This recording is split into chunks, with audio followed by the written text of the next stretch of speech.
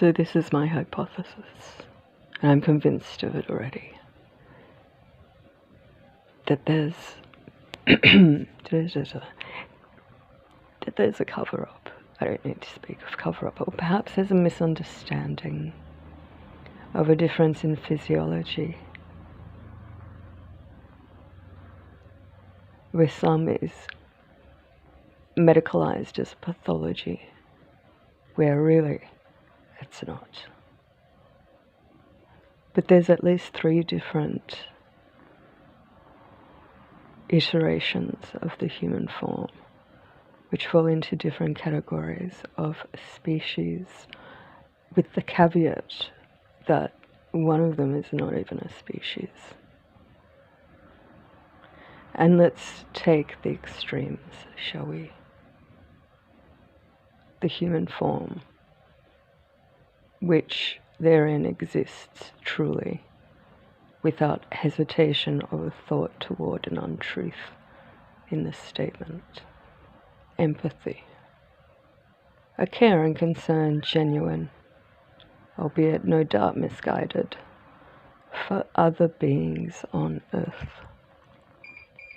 who feels distressed if they see others suffering and will genuinely attempt to ameliorate it where possible, if not completely stop it altogether, at perhaps even risk to them. Not just a presentation of, but so. Then you have what I term as slime shit, and somehow there are those out there who take offense at the term. Odd.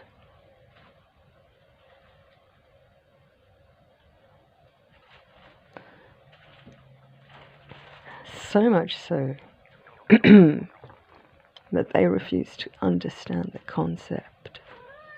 You know, and is it omnipotea? I'm not even pronouncing that correctly, but it is what it is. You taking offense at it, odd,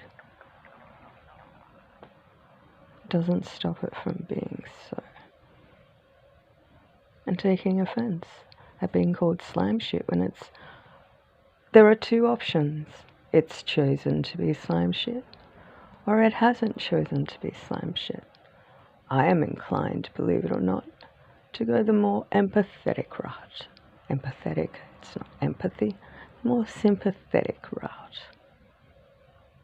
To say it's not of its own volition. To mediate the effects of its inaneness. But no, that's okay. Whatever. You can choose to say it did choose to be slime shit, hence why it's taking offense at the term on one side of the coin, and on the other,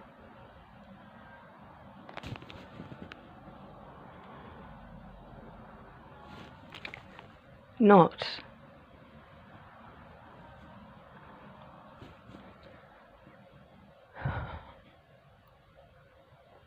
And in the brain of slime shit, what would you find? Well, there's a great assumption there, isn't there? I think that when you open up the skull of slime shit, you will find a vastly different presentation of what is normally termed the brain. You'll find some structure which controls the necessary mechanisms for the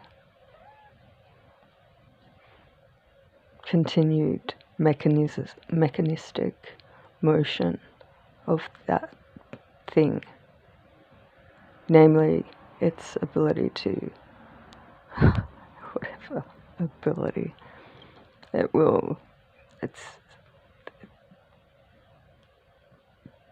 the neurological functionings of this thing is what it's controlling.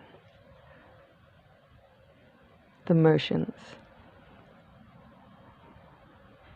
that are allowed to still move in some way. That's it. It will have some mechanism for it to be what it is.